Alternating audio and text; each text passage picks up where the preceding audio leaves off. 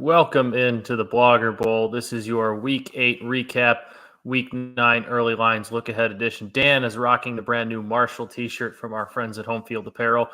And honestly, despite my Notre Dame hat, I was talking with you before the show, it doesn't really bother me. And I know you didn't really wear it to troll us. I know you wore it because it's a sick shirt, and it is a sick shirt. But I don't know. That loss for me as a Notre Dame fan still doesn't really stick with me all that much. It's not really bothering me all that much. I just think that's a really cool shirt.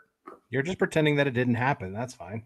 No, I'm very much acknowledging that it happened. It happens sometimes, those types of losses. Kirby Smart lost to Vanderbilt in year one. I mean, those losses happen. Not saying Marcus Freeman's Kirby Smart at all, but those losses happen for first-time I think you just said that Marcus Freeman is Kirby Smart. No, I'm saying that first-year head coaches, especially when you take over programs with big expectations, sometimes it's tough to adjust. But hey, Notre Dame would have lost to Marshall, Brian Kelly.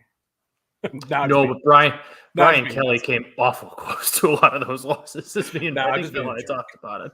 I'm just being a jerk. But enough about Notre. That's about enough Notre Dame for this. But actually, no, because we might look ahead to one of their game this weekend. But that's enough for them now. They don't they're on the list. Lead off the podcast. Where do you want to start? There's a couple spots. Chronologically, we'll go chronologically again. Clemson 27, Syracuse 21. DJ Uiagalelei had 3 turnovers, including the fumble that got returned for a touchdown.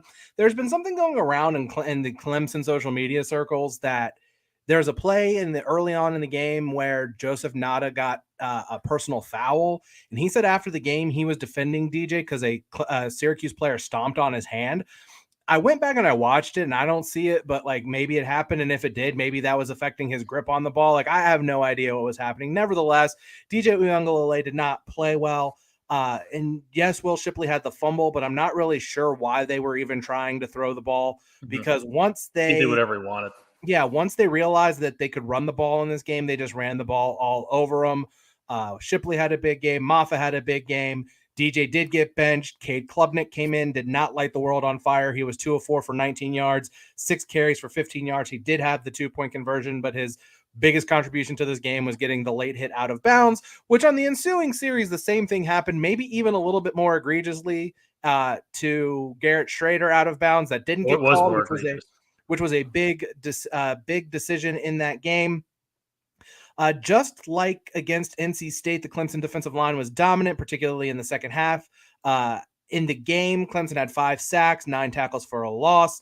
And I'm not really sure what Dino Babers was doing, letting 25 seconds tick off the clock before calling the timeout before Clemson's last field goal. Also, our guy, Sean Tucker, 5 carries, 5 catches. What in the world are we doing? Why? I know the Clemson defensive line was really good, but I mean, there's one really, really good player on the Syracuse offense. Gadsden's a good receiver. I like him. He played really well when they could get him the ball, but Sean Tucker's their bell cow, and he had some sort of crazy percentage of offense accounted for this year. And for whatever reason, in the biggest game of the season, they decided not to make him a focal point in this game. I have some overarching thoughts about the DJU Klubnik future for Clemson thing, but first want to get your thoughts on the game itself. So I did not watch this one because I was in South Bend for the Notre Dame game, but I watched. I was with my niece and nephew at Notre Dame. Taking your niece and nephew to a Notre Dame game, that's doing something social. Okay, fair. That's fair. That's being social. So I did not watch a ton of this game. Did see the highlights, and going back to those 2 penalties, the one penalty, one no call, neither of them was a roughing or late hit call. But if you called the first one, the second one was absolutely worse. But yeah, it seems like Syracuse kind of seemed like their coaching staff or who kind of outthought themselves a little bit, tried to get a little bit too creative. And I know with how great of a front 7, and especially that defensive line that Clemson has, you probably aren't just going to be able to line up and run power and run inside zone all game, but you kind of have to try at least a little bit early and see if you can't break some stuff, see if you can't work some people down, see if you can't break a couple runs. And it seemed like Syracuse just kind of didn't really want to try to do that. They obviously benefited from some the timely turnover, the scoop and score there at the goal line early on. It's unfortunate they kind of couldn't pull that one away, but Clemson just seemed to sleepwalk through it. And if DJ was hurt, maybe that's why he wasn't very good. He also might have just had a bad day. And I know that, from the beginning of the season on, Clemson fans have been calling for Cade Klubnik, and then DJ got better. It would be very, very not wise, and it seems like Dabo's not doing it. He backed DJ pretty emphatically after the game. DJ had a bad game. Just go back to him. He was he's been very good throughout most of this season. And by very good, I mean, you know what I mean? He's been a lot better than last year, and he's been showing signs of being good. He's dual threat. He's taking care of the football. Dude had a bad game, and maybe he did get a hand stepped on. Who really knows? Maybe he wasn't holding the football that well, but he had a bad game. Like, it's one bad game against a Syracuse team that we could call frisky, even though the record says they're better than frisky. They're a frisky team that's tough to play against, and they played him well. DJ had a bad game. I don't buy into the people that are automatically like saying Clemson's done, they stink, they're done, like they're over. It was a bad game. Are they one of the top 4 teams in the country? Probably not, but I also don't think they're this bad team that people are trying to say they are now because they survived a home game against the 15th ranked team in the country. Yeah, I think if Cade Klubnik had come in and been awesome in that game, you ride him the rest of the season. Yes, I agree with that. But he wasn't great. Look, the reality of the situation is that Clemson was very spoiled for a very long time. When you go from the nasty man to Trevor Lawrence, almost like back to back, there was 1 year bridge, right? But either way, like when you're getting, there was the Kelly Bryant bridge. Yeah, you're getting 6 or 7 years out of those two guys. And before him, you had Taj Boyd. But Deshaun Watson and Trevor Lawrence took that program to a new level. Yes. Like, when you have those two guys, you're going to get spoiled. But I've talked about it a lot. And like, look, at the end, like the reality for Clemson is they're not going to win a championship with DJ Uiagalelei as their quarterback. They're probably going to end up winning the ACC this year because there's just nobody that's going to challenge them. Fascinated to see what happens if they play North Carolina, because North Carolina feels like that might be a little bit Wake Forest-ish with a bit more skill on offense and even a worse defense than Wake Forest has. But like, nevertheless, their ceiling is very defined with their quarterbacks right now, but it goes deeper than the quarterback situation. I talked about it during the preseason. I've talked about it during this season. This is an offensive coaching staff that's not very good. They decided to promote their passing game coordinator to offensive coordinator when Tony Elliott took the Virginia job. By the way, how's that going for Virginia? Although, shout out to the Wahoos for giving my Georgia Tech regular season win total under some life last week. But you're the Undertaker hand coming out of the grave. Yeah, the Undertaker sitting up. My favorite gif in the world. But they just aren't good enough on offense. They're not dynamic enough on offense. Their running game is really good. If they just lean on that and play good defense, they're going to be able to beat most of the teams that they're going to play. They can beat just about anybody in the country outside of the top tier of teams playing that way. But they do not have a quarterback that is capable of consistent dynamic play right now, and that was their kid. Like we've seen, it's been this with DJ. Like his freshman year when he came in and he played that game in South Bend, even though they lost, he was great. He was great in the other game he started. Last year it was all downhill. This year, like you said, like it's been mostly pretty good this year to very good at times, but he was bad in this game, and he's got a defined ceiling. He's just not dynamic enough, and their system, the way that they run it, isn't dynamic enough for them to win games. Now, we talked about, I just said, like North Carolina is the only team, like, if we want to do it now, like Miami, I'll save my ACC grab bag for a little bit later because there are a couple teams there that are a mess, but that's kind of to the point of, I mean, you look at their schedule. I kind of wish Notre Dame had a bye week this week also. Yeah. I feel like would be make that a little bit more even, but I think Notre Dame's defense is good enough to at least make that a game. Louisville, probably not. There was one other, Miami, who the hell knows? Probably not. Like, I doubt it. And then the South Carolina game might be frisky, but probably not. That's it. South Carolina's got enough. That could be an interesting one, though. Like, maybe that team plays so hard and so frisky. And go ahead. I think teams have been able to just kind of overpower, like, again, run the ball and play defense. And like being able to run the ball is something that teams have done very well on South Carolina. So matchup wise, it's not great. Yeah. It's a rivalry game. Who knows what's going to happen? I believe it's in Columbia. It'll be an interesting atmosphere. But nevertheless, this is a team that's probably going to run the table, probably going to win the ACC, probably find their way into the playoff, not based on anything other than the fact that they play in the worst Power 5 conference in the country right now, and there's no one that can compete with them, and they keep doing it the way that they're doing it, and Dabo has no incentive to change because he believes that he is infallible, and that's that. It just seems like Clemson doesn't have the playmakers that we're used to seeing them have. They don't. No. Yeah. We've talked about there's it. There's no T. Higgins. There's no Mike Williams. Like, there aren't those. That's nothing. It's Will Shipley. I should say besides Will Shipley. When you look at great running back. Comparing Will Shipley to Travis Etienne and CJ Spiller and some of the guys that they've had, he's a very good, and Moff is really good. They're a very good straight line, we're going to run at you kind of football team. They're going to ground and pound and play good defense, and that's going to be good enough to win most games for them. Like I said, just when they play like a Georgia, who's a better defensive team than they are, and is more versatile on offense, they're going to struggle. If they play an Alabama team that can really move the ball on offense, they might struggle there. Ohio State's a bad matchup for them. Yeah, I'd like to see them play near as Tennessee. That would dynamic be as those interesting. top three Like, teams. Michigan's a team that probably has a better overall defense right now and is a better, more efficient offense than Clemson. Michigan and Clemson, I think, would be a fascinating matchup because they are a little bit of a Spider-Man meme going on. While J.J. McCarthy's probably a little bit more dynamic as a quarterback, he's not really asked to do all that much right now, and I don't think in a game of that magnitude he would be. That would be a very fascinating matchup for me because that's two very similar teams. I think if we end up with a one-loss Pac-12 champion, a one-loss Big 12 champion, an undefeated Clemson, and if Michigan loses to Ohio State by less than a touchdown, I think those 4 teams should play for the last spot in the playoff, assuming a playoff to decide the final spot in the playoff. Exactly, like a play-in tournament. Speaking of a potentially one-loss Pac-12 team, there are no more undefeated teams in the Pac-12. Oregon 45, UCLA 30.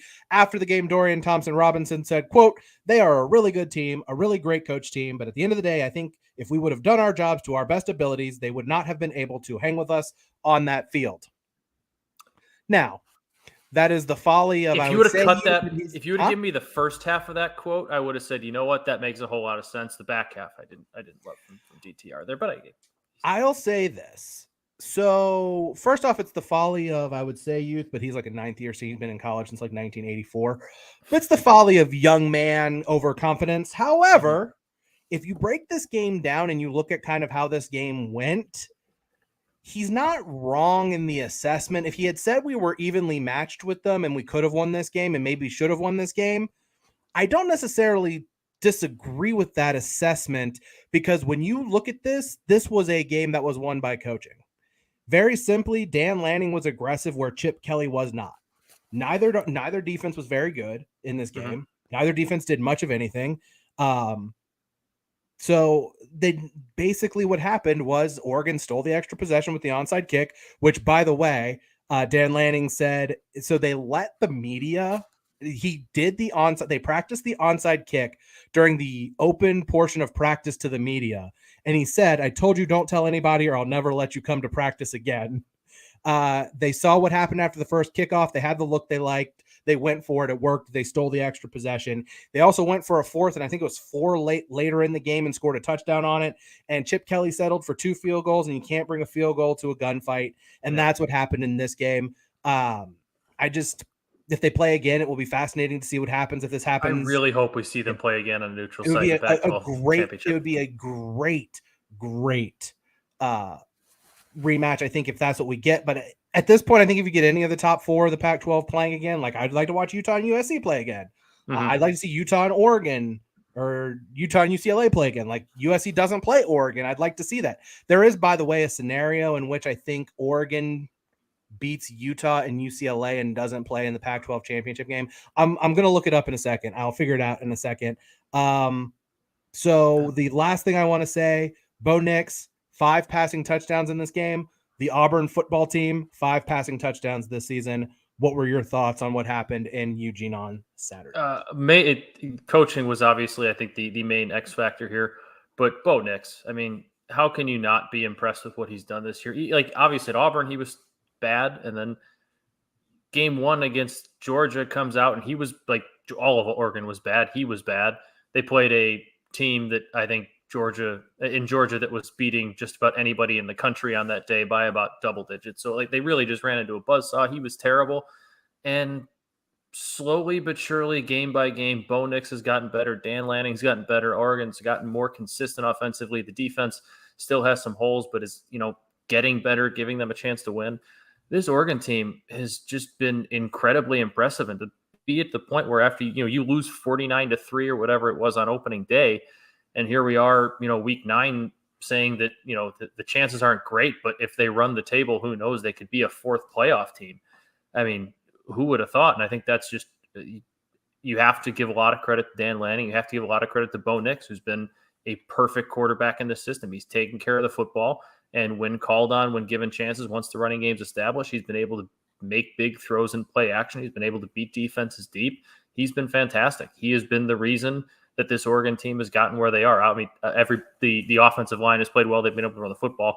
But if you don't have that quarterback that can stretch defenses over the top, all that doesn't mean nearly as much. And he's been that guy for them. So hats off to him, because the expectations were not that high for him coming in this year. It was maybe you can just, manage your way to a Pac-12 championship game with Bo Nix. He's the reason they're going, trending towards a Pac-12 championship. I'd say they're obviously not going there yet. Still got a long way to go.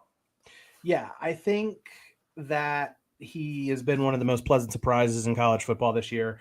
I think Oregon's defense is going to be their fatal flaw. Their defense has not been good across the board this year. You can say that a lot in the Pac-12. We do. With just about every team. They get the road game. They get the road game gauntlet combo of Cal this week and then Colorado the week after. So they get a couple of bye weeks, if we're just being real. Then they get Washington at home, Utah at home, and then close the season at Oregon State. We've seen kind of Washington struggle with a step up in competition. Tricky. But Utah's tough, but they're still offense. Their offense is still good. Yeah. Utah is going to be a tough game. Oregon State on the road in the Civil War is going to be a tough game. Like, there's nothing easy left for them. So, like, we're getting premature. But I believe the way that it works in the Pac-12 is it would just be head-to-head record. But if there's a three-way tie between now I got to bring it up. I already lost it again. USC and Oregon don't play each other. So if Utah beats both, it doesn't matter to Utah, because then the tiebreaker would be record against common opponents. And because USC and Oregon will have beaten UCLA and Utah lost to UCLA, Utah would be out.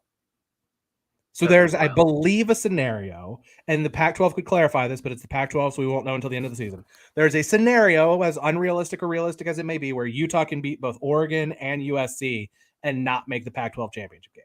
That would suck for them. Yeah. I don't know. Nevertheless, give us a Pac-12 playoff. Yeah, let's do it. Just round robin it again. Let's go. But yeah, it kind of feels like USC and Oregon is the game that we should just get to see in the Pac-12 championship game. If nothing other than we'll get a chance to see those two teams play each other. Mm-hmm. The other big game in the 3:30 window was Oklahoma State, whatever, Texas, whatever. This looked like a lot of Steve Sarkisian's bad losses at Texas. They win this game if they get any kind of competent quarterback play. Quinn Ewers playing his first true road game. We forget that. I've got to always do the math in my head. UTSA, Oklahoma, Iowa State. This was his fourth full college football game, having not played last year. And he looked like an inexperienced quarterback playing his first road game. 19 of 49, 3 picks, although the last one went through a receiver's hands. His receivers were all out of sorts, running wrong routes, not being able to find the ball, fighting with the coaches. Savion Red got into a fight with Brennan Marion, the receivers coach. Texas got big chunk plays in the first half running the ball, and they just didn't really seem to try to establish the run in the second half. Sarkisian says he wished they had been more efficient running the ball, which is a fair concern, because it was basically like 1 yard, 2 yards, 40 yards. Mm-hmm. So they weren't consistently running the ball well in this game. However, they still ran the ball. Like, the raw numbers are the raw numbers, and you have Bijan Robinson. They did not do a whole lot to help Quinn Ewers. He said they tried to get him easy throws in the second half. None of it was working. Bijan Robinson ran for 140 yards, 93 of them in the first half, but he still averaged over 4 yards per carry, and they just never seemed to want to give him the ball in this situation when it mattered late. Texas was 3 of 17 on third down. Oklahoma State was 8 of 19. Spencer Sanders, almost 450 total yards with a bum shoulder, really couldn't throw the ball deep or to the outsides very effectively. And so Texas just decided, even though he can't throw it anywhere but the middle of the field, we're going to leave the middle of the field wide open for Spencer Sanders to pick apart. They led by double digits. They blew another lead. Like, there's only so much you can do when your quarterback plays bad. Some fans were saying maybe they should have gone to Hudson Card, and the only thing I can say to that is maybe his running ability would have opened up some things on the offense. But this is a team that just, when things start to spiral on them, they spiral and spiral and spiral. That's what happened. I think they ended up having like 35 total yards till like late in the fourth quarter in terms of offense in the second half. Like, I don't know what else I'm supposed to say about this. Like, it's just like the time is a flat circle meme from True Detective, where they had bad losses under Charlie Strong that all looked the same. They had bad losses under Tom Herman that all looked all the same. Now Steve Sarkisian's losses all look the same, which typically his first his first, second, third scripted drives look pretty good, and then suddenly teams start making adjustments and he can't do anything to fix it, and then people twiddle their thumbs and say that it's not a coaching problem, that the players played bad, and they very much did in this game. But look, I don't know, like everyone was they got the hype of, oh, what happens if Texas runs the table, and I'm sitting here saying they are not going to run the table at all. I've said all along 6-6 was as likely as them finishing 10-2. And if you look at it, I mean, they don't have any easy games left. They're off this week. They have to play Kansas State. They have to play Kansas. The shitty part about the Big 12. They have to play Baylor. They have to play, I think there's someone else that I'm missing, or maybe, no, they're 5-2. So there's not an easy game left. There's still like the possibility that Texas might not get bowl eligible. I think they'll find a way to win one more. Like 7-5 is going to end up ultimately feeling disappointing because they blew 2 games that they shouldn't have lost. But in the Alabama game is whatever. But like, if Steve Sarkisian can't figure out how to coach in tight games, then this program is just going to keep spinning its wheels the way that it's been spinning its wheels for the last decade. Yeah, I think he got a little bit too. This is from an outsider's perspective, obviously. This one felt like you can't go to Hudson Card in that scenario because, obviously you want to win that football game, and you're right. Maybe his mobility gives you a little bit of a chance, or his, experience, but like, pulling your true freshman quarterback who is super talented, who's shown flashes of being a great college quarterback, pulling him in the second half to win a game. And obviously you want to finish 10-2. You want to win as many football games as you can this year. But for his long-term growth, for the program's long-term growth, you got to let Quinn Ewers sink or swim in that moment. Not to the tune of throwing 49 times. You probably have to find Bijan a little bit more, get him more involved in the running game. But to an extent, you can't leave, you can't pull him. You can't go to Hudson Card, and you do have to try and let him throw out of it a little bit. Now, at some point, do you have to abandon that pass game and really just try and establish a run, keep pounding? Because we talk about that with the NFL and college. The only way to really establish the run game is to keep doing it and kind of wear down the defense. Maybe didn't do enough of that, but also he got caught trying to let Quinn Ewers throw his way out of a slump, and it didn't work, and it really backfired on him. Obviously, the Texas has a history of these types of losses, especially under Sarkisian. You hope that starts to change, and you hope Quinn Ewers is the guy that can kind of start getting you out of that with some of those amazing quarterback plays, showing the talent that he has. But yeah, that's a tough one to swallow because that's when you had, and quarterback got into his slump. Coach got a little bit too obsessed with trying to let his quarterback get out of the slump, and it cost you a game he probably should have won. Yeah, I just don't know. And defensively, not taking away the middle of the field is inexcusable. That I hate, particularly in year 2, blaming the guy who was there before him. And it's on Sarkisian. In the era of the transfer portal, having holes in your roster is not an excuse anymore. But it's the recruiting of the previous coach, who I will not name by name, his sins coming home to roost, because they did a really, really poor job of recruiting at linebacker. Mm-hmm. And the talent level there is just not great. But there was also some quit late in some of the guys in the secondary. It's just a bad loss. Like, what are you going to do? They're just good for 2 or 3 of those a year. And Sarkisian they had a lead against Tech and they blew it. Got a lead against Oklahoma State and they blew it. Got a lead against Iowa State. They tried to blow it. They should have blown it. They didn't. Iowa State's the only team that trips over their own 2 feet in that conference more than Texas does. And they're sitting there now wondering in a bye week what's going on. And then Sarkisian, like the gigantic idiot that he is, has to go to the media and apologize for not singing the Eyes of Texas after the game when he could have just said it privately to the boosters, the 10% of the boosters who care, who donate a lot of money to hear them sing the stupid song. Mm-hmm. And that becomes a story when it doesn't ever need to be a story. He just cannot get out of his own way on or off the field. Just stop, please. Yeah. For the love of God, stop. So there's a rumor going around, or not a rumor going around, but in the conversation over my held belief that Steve Sarkisian wasn't exactly the coach that the athletic director wanted to hire. It kind of felt like the president of the Board of Regents was really enamored with Steve Sarkisian, and that kind of ended up being who they had to hire because that's who he wanted. A buddy of mine who writes about Texas football says that he remembers that Chris Del Conte wanted to bring Sonny Dykes to Austin to be the head coach at Texas.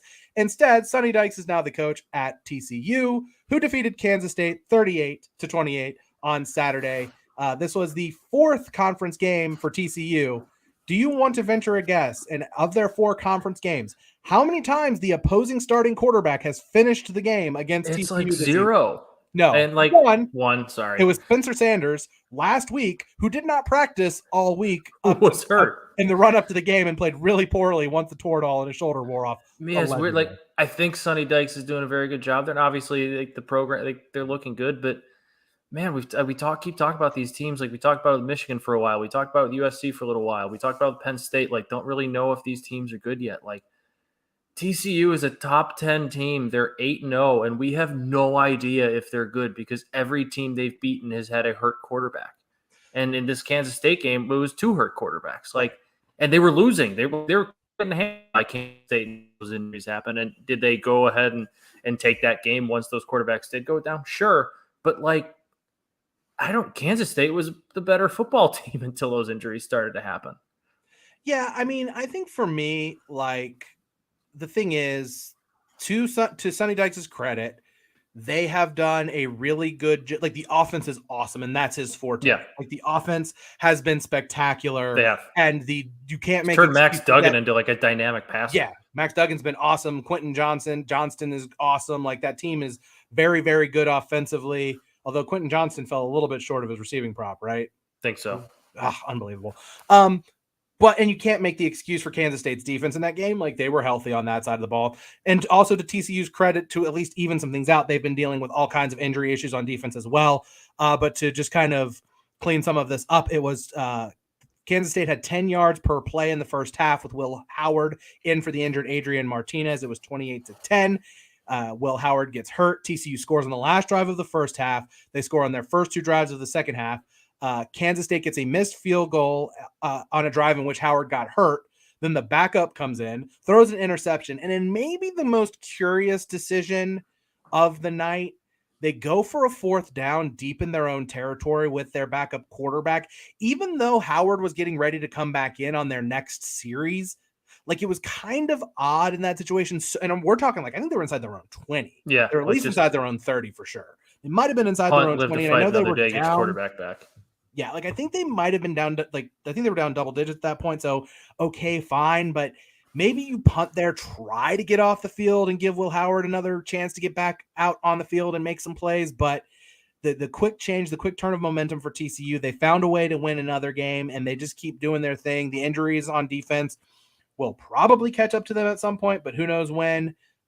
So I don't disagree with anything you said about just kind of the fortunate circumstances that they've been getting going their way in terms of opposing quarterbacks, but it's still hard to win. We've seen teams with favorable situations lose games before. Spencer Sanders looked just fine on Saturday against Texas, and TCU found a way to beat. He might have been maybe a little bit better. Maybe he had healed a little bit, but dealing with an injury that caused him to miss practice the week before, I don't think that's one of those things that magically just heals overnight. Better. So they found a way to win. They're resilient, and they are in position where if they just keep winning and doing their thing, they're going to be in the playoff conversation. Their offense is going to give them a fighting chance in every game that they play. They still have to play Baylor. That's going to be interesting. They have to play Texas, which is going to be interesting. And if they get Oklahoma State in a rematch in the Big 12 championship game or one of these other teams, who the hell knows what's going to happen. But give them credit because they just keep finding ways to win. They remind me a whole lot of this is going to sound like a homer thing, but the 2012-13 Notre Dame team that went to the national championship. That was a fine team, but I think it was one of Notre Dame's coaches that said something along the lines of, we were as close to being 3-9 that year as we were 12-0. And it's true. Like every break is kind of going their way. And then they're also taking advantage of those breaks. So I mean, both things can be true. TCU is catching breaks, but like you said, once those breaks have gone their way, they go ahead and absolutely take advantage of them and put the other team they're playing away. So credit to them, good on them, but it seems like at some point the luck's going to have to run out. But here they are, week 9, undefeated, top 10. So good on them, leading the Big 12. So the rest of their regular season looks like they go to West Virginia on Saturday, who's very bad, but early kick time, long road trip. Maybe there's something dicey there, but I doubt that. They get probably not. They get chaos team Texas Tech at home the following week. I wish that was at Texas Tech. That'd be nice if it was in Lubbock. That'd be fun. They go to Texas after that. They go to Baylor the week following, and then they end the season at home against Iowa State, who, as we've seen, if nothing else, can muck up a game and make it ugly. So we'll see what's going to happen there. Some other odds and ends and some things that I wanted to talk about, and you can chime in on any of this. One of them actually was your interesting game of the week. you're off the radar, just the game that we left off, the big ones. LSU 45, Ole Miss 20, a 71% success rate, 0.44 EPA per play, and Jaden Daniels had over 400 yards of offense and 5 touchdowns. Whatever Brian Kelly said to him and the team after the Tennessee debacle worked, because suddenly the offense is a wagon, and now LSU suddenly looms large. The Alabama game got a little trickier. A spoiler, and now we talked about it last week. We are in the full throes of scenario season. # scenario season. What happens if LSU runs the table and goes 11-2 and wins the SEC? Still no. They're not going to run the table. No, run the table. It's at no, is it? No, is it in Death Valley this time around? I got to look it up. Now I got to look this up. Schedule. That game is in Death Valley. Oh, okay. That gets a little bit more intriguing. Yeah, and, like I feel like I've been as fair to Brian Kelly as a Notre Dame fan who he abandoned last year as I possibly can. Brian Kelly is a good football coach, and he's a very good football coach at home, in these big time environments, and that's what he had against Ole Miss. Is this going to be the No, that'll be a night game because the 3:30 game is Georgia Tennessee, right? Yeah. So the slate overall next week is awful, but there are some massive big time games. Okay, like it's gonna be. Yeah, those 2 games are awesome, and there's like one other, and like we talked about, maybe Clemson, Notre Dame's decent, but like the big games next week are big. I still think that's a game that Alabama probably controls and wins. I don't know if that's gonna reflect it on the scoreboard easily, but I think they kind of control that one and win that one because LSU looked good, but none of us on this show had bought Ole Miss at all up until that point, and right. None of even going into that game. Like LSU was an unranked 2-point favorite against number 7. I think that tells you all you need to know about Ole Miss and who they have been up into this point this year. I think LSU is a good team. I think where Brian Kelly has them in year one after they lost so many players and had only so many players on scholarship headed in this year. Bringing in Jaden Daniels was a good move. Where they were after the week 1 loss to Florida State, where you're kind of leaving yourself scratching your head, where is that program going? He's got them in the right direction. That's a very good football team, and they're well coached. But I think that one is a little bit more of I don't want to call it fool's gold, but I don't think Ole Miss is the actual number 7 team in the country. I think they beat a fine SEC team, but I think they're also going to run into a buzzsaw in Alabama. Now, again, it might not be a total blowout, but I think it's a game that that's the problem. No, but I don't think LSU is as good as, beating the number 7 team by 20 points. I think they beat a fine team by 20 points. We also saw them against a good Tennessee team just get absolutely stopped. So yeah, and that's why I think the last 2 weeks the calculus on that has changed a little bit. We're going to learn a lot about LSU that week. How about that? Sure. We'll see how 100%. Good they are. I wrote down Texas A&M, LOL. Let's just wildly speculate that the rumors of the suspended players smoking weed in the locker room is true. Pot in the locker room. That's so hilarious. I love that it was all true freshmen too from his prize class. Exactly. Texas A&M, but that's what's interesting about this is Texas A&M is an interesting test case in the era of NIL. How can you build a culture when it's clear a lot of these players are there because of the massive bag they got to be there?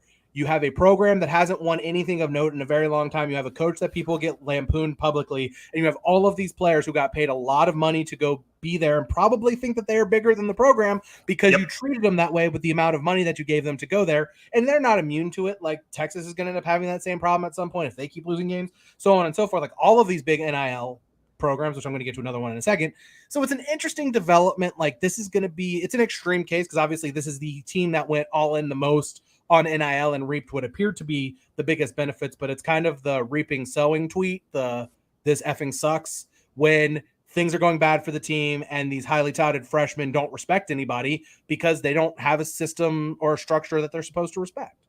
Yeah, and I think you're going to see, I don't know how NIL works, in terms of transferring, leaving after a year or two, but if you already have guys getting suspended for smoking in the locker room, some of them already got paid money. If Jimbo's become a laughing stock, if the team is 4 and whatever, you're going to see some of those guys start to transfer out too. Oh, yeah. And I think Texas A&M has a massive problem on their hands because, Jimbo is obviously struggling with his coaching on the field, but off the field, it seems like he's kind of it doesn't even seem like he's lost the locker room. I mean, you played football in high school.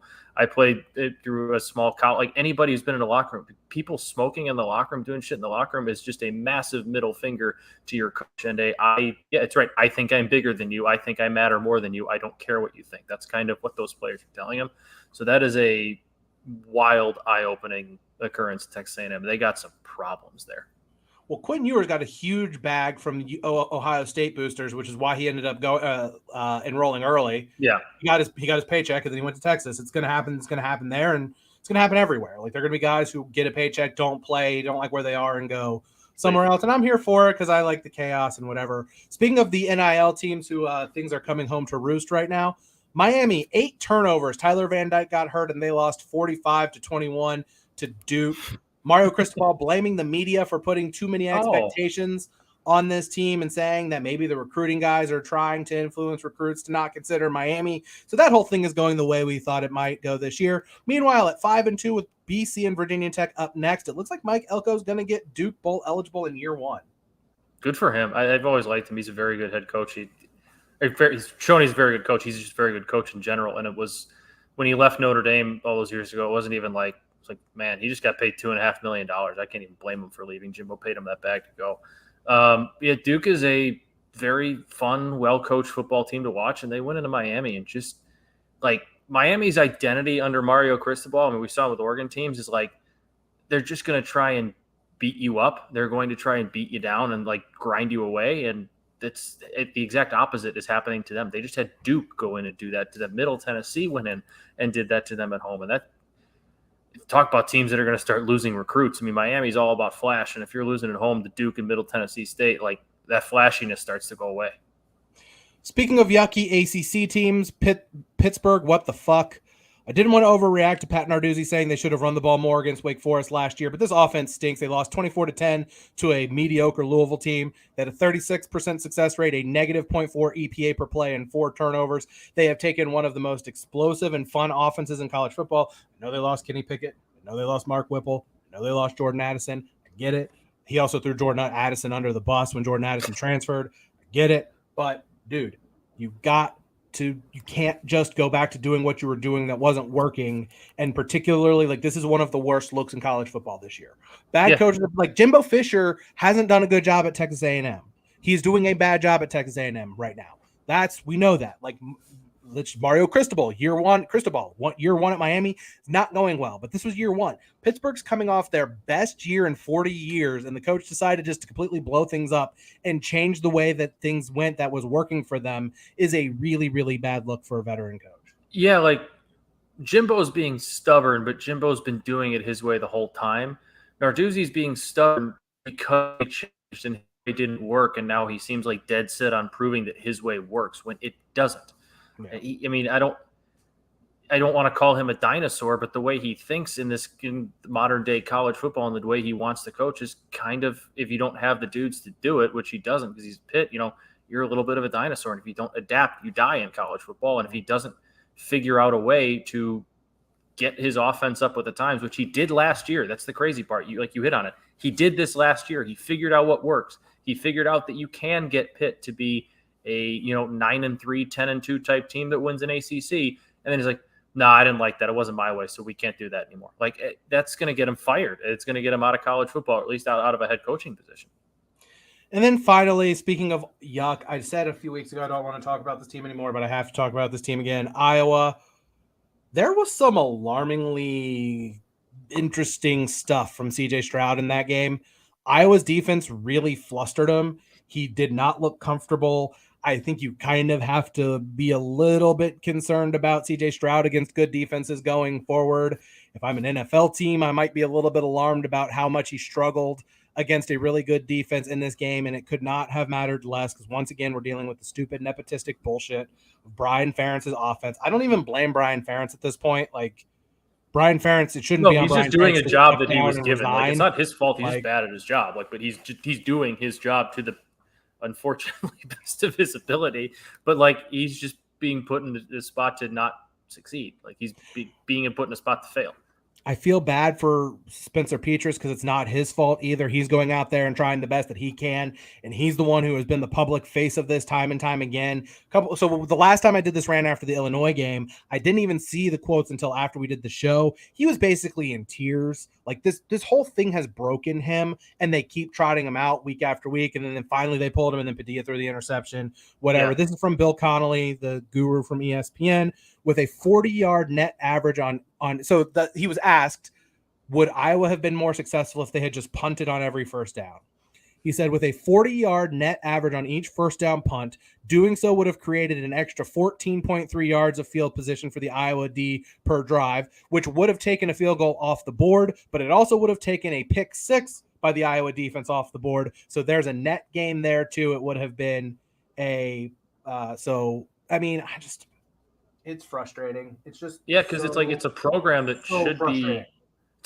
should be like good and competitive and be. I mean, they have been up until it was like the last 2 or 3 years, 4 years. Like they have been that team that shows that they can make. I know they made the Big Ten championship last year, but that was in a weaker division. Like a few years ago, they were a game away from going to a playoff when I think it was Drew Tate who was their quarterback when they lost to Michigan State. Like they're a program that's been there before, and now it's similar. I guess it's more similar to Jimbo, but like you just have a head coach that's stuck in his ways that and I guess put himself into a hole by hiring his son as the offensive coordinator and can't really fire his son, I guess. But it's sad to see what should be a pretty darn good program, an upper tier program in the Big Ten, be this good on one side of the ball, because defensively they're really good. I mean, they gave Ohio State problems. They gave Michigan some pretty serious problems for a while, but their offense just. It's as a Bears fan who's seen this movie before, I get it. I feel very bad for Iowa fans because I've been there. I know what it's like. All right, so that's all I have. Do you have anything else? Oh, I haven't talked about the greatest betting win of my life. Oh, the four safeties. Oh my god, dude! So I've been really shitty with my bets this year. I'll put it out there. I've been bad. Went 3-1 this week. The only one I lost to the Washington team total over. I even threaded the needle perfectly with the Arizona State game where they ended up losing by 1 point. So they covered, but they lost, which was good for my team total or my regular season win total. My buddy at the SEC, unfortunately, talked me out of taking South Carolina against A&M. I really liked that and couldn't pull the trigger on it. I even had 3 FCS games that I really liked. I liked Chattanooga at home against Mercer.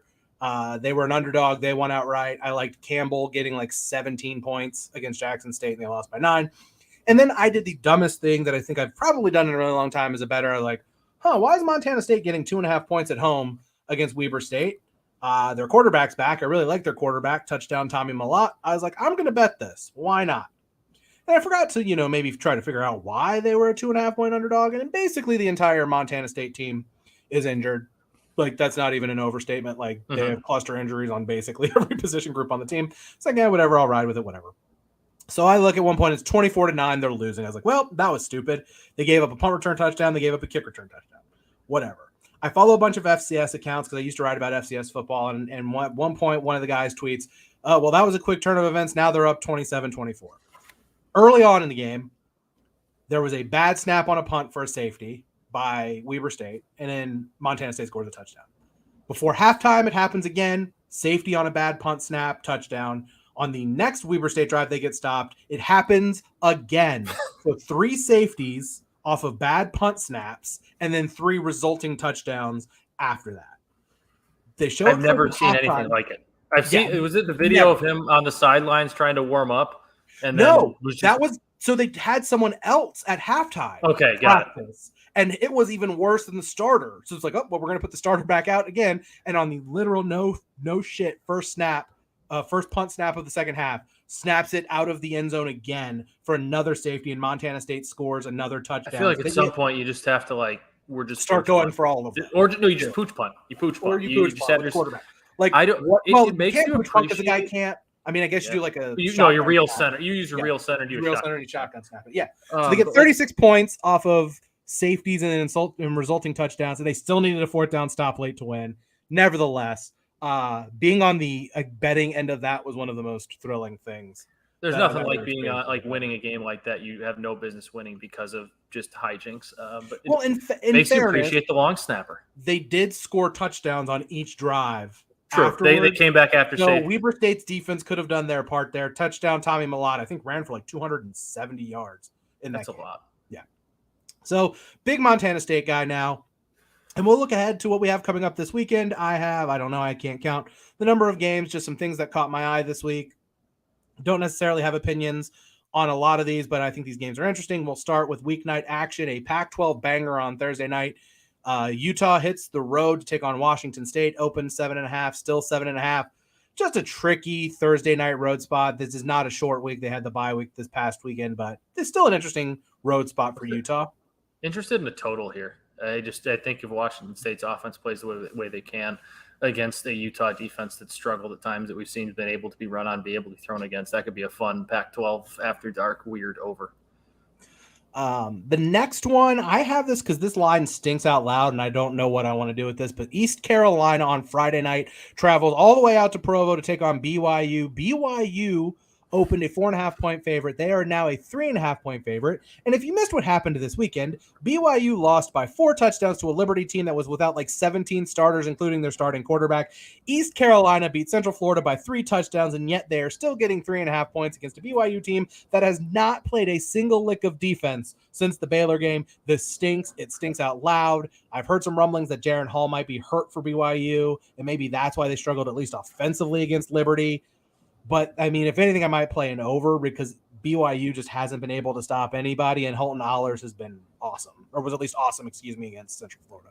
I feel like this is just a no-touch because it's one of those games that it feels like Vegas is similar to what we talked about with LSU and Ole Miss. Like Vegas is just begging you to go ahead and bet BYU, and I'm not going to take the bait. I'm not going to touch it. I'm just going to watch and have fun with this one. Leg Show Magazine says over. Utah can score, but their defense is far from lockdown. I agree with that assessment. We move on to Saturday, the big noon Saturday game. Screw Fox for not allowing this to be the whiteout game. Ohio State at Penn State opened 14 out to 15.5. That's a lot of points, but the last time we saw Penn State playing a team with a pulse, they got run off the field in the second half against Michigan. A little bit different situation. This one's at home versus on the road, but we know that while Ohio State is not going to want to run the ball the way Michigan does, we know that they are capable of running the ball on a Penn State team that struggled the last time we saw them. So, yeah, I don't know. I don't have an opinion really on this one, but 15.5. I just don't think Penn State's all that good. They played a little bit after a slow start against Minnesota. They came out and won that one, but I haven't been really impressed with them the last few weeks, and I think they're starting to become more of the team that we thought they might be, and Sean Clifford is not the guy, Phil.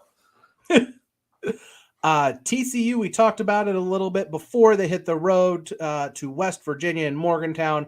Open 7.5, still 7.5. I mean, West Virginia is not very good, but I mean, can TCU they can score and they have a quarterback games? Though? So who knows? It's a weird spot. It's a tricky spot. Like I said, long travel trip for them. You're going to a West Virginia team that has a few playmakers, that has a quarterback that if he's firing on all cylinders can beat you. It's a tricky spot for TCU. Now, knowing that MJT Daniels will probably just get hurt and they'll play backup. But that's one to keep an eye on. I mean, TCU probably takes care of business, but it's worth keeping an eye on for sure. Notre Dame at Syracuse open 4.5. Syracuse a 4.5-point favorite. Now they're down to 3. You bet the under on this game on Brown Bag Bets today. Yeah. Do you want to give the people just a quick rundown of why? I mean, or if you want to save that for Thursday's show. No. So I mean, I probably lean towards an under on Thursday's show too. But I just feels like a game where two teams are going to try and run the ball and try and possess the football. Notre Dame's offense has been pretty. I won't call it one and a half dimensional because they run the ball or they throw to Michael Mayer, which is as good enough to count as a full dimension of an offense, I think. But they're pretty predictable at what they're going to try and do. Did you see the catch that he made? Oh my God. I think it was in the second quarter. Drew Pine he was completely blanketed on a seam route, and Mayer essentially just reached around the defender with one arm and pulled it in. It was one of the better catches I've seen from a tight end or really anybody this year. But Notre Dame's going to try to run the football. Syracuse loves running the football. Notre Dame defends the pass pretty well. Notre Dame also has a pretty decent front seven, and their offensive line struggles. So I see this one as two teams probably trying to establish some field position and run some clock off. So I think there's two teams that try to run the football against each other. That is fair. The world's largest outdoor gathering of cocktail partiers in Jacksonville, Florida. Is that what we're calling it now? I don't know. You're not allowed to call it the cocktail party, or maybe you are. They canceled Why it for a is that while, now? Why was that canceled? well, I mean, it's basically, sadly, students die. There was a stretch of time where students from from the schools were going down there and drinking and partying too much. They Oh, died Jesus. like for several years. Yeah. So like, well, we can't really do that because it just encourages all the drinking and the partying and whatnot. So, but I mean, it's not like they stopped it, and that's what they call it now. Nevertheless, Georgia opened as a 23.5-point favorite. The bettors thought that was a little bit too rich, so it's down to 21.5. Man, it's a lot of points, but I don't know. It's a lot of points. Florida's played like pretty decently in some of these big spots, but it's going to be a total no, like stay away from me because I don't know what Florida team we're getting each week. Like the team that played Utah early and the team that played Tennessee, like, yeah, that's a team that's not going to beat Georgia but can make this a tricky game and muck things up and, keep it to a 14, 17-point game. But if you have the team that showed up against LSU or any of those, or the Kentucky team or gives you a clunker, they're going to get absolutely blown out. And Georgia has kind of been up and down too. I think they'll take care of business. I think they'll be fine. They're coming off a bye, right? Both teams are coming off of buys. And Georgia's really coming off a double bye because they had Vandy. Right. So I probably lean towards them, but it's probably just I'm going to turn this one on and watch it. Yeah, Georgia's not explosive on offense, but their efficiency is really tough. Like they're just tough to stop and get off the field. Yeah. This is the kind of game where I think they can probably give Anthony Richardson all kinds of hell and then just move the ball methodically on them and win it. I don't know. We'll see what happens there. In a Big 12 game between one team that should have lost and a team that maybe should have won, Oklahoma State visits Kansas State because Vegas has no idea what to do with the Big 12. This opened as a pick'em. It is now Kansas State minus a 1.5. Chris Kleiman said he does not think that Adrian Martinez is going to play, but who knows what's going to happen there. Also, who knows how healthy Spencer Sanders is? Yeah, I mean, I feel like that's just going to be a story. I feel like Spencer Sanders' health is going to be a story the rest of the year.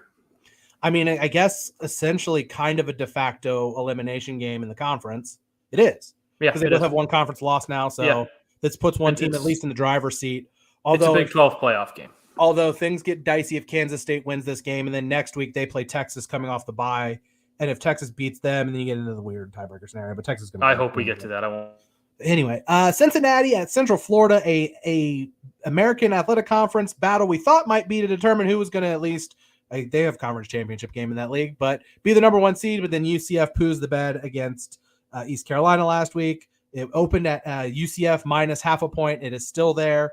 Matt is completely frozen on my screen right now. I have no thoughts on this. I'm going to keep talking and see. Well, maybe I'm just going to stop for a second and see if Matt can hear me.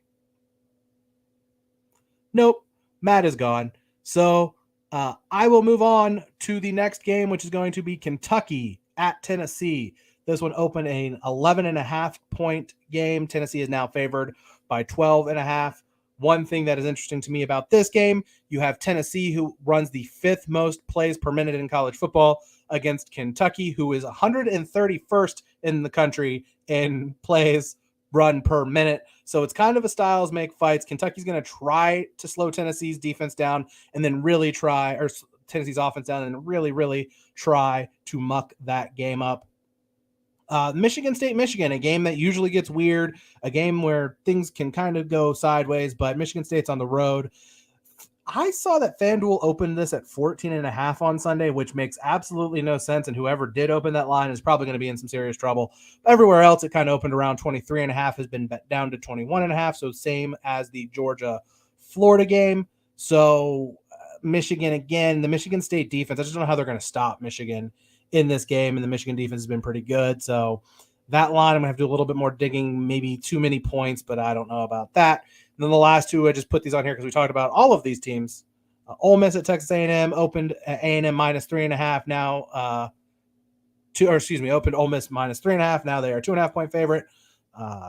Interested to see what's going to happen there. And then Pittsburgh at North Carolina. North Carolina opened as a 2.5-point favorite, and Pittsburgh is now North Carolina a 3.5-point favorite. Seems to be a bad situation for Pittsburgh there against a North Carolina team that is going to be able to move the ball. However, Pittsburgh's offense has been dog shit and North Carolina's defense is dog shit. So maybe things will work out and Pittsburgh can move the ball there.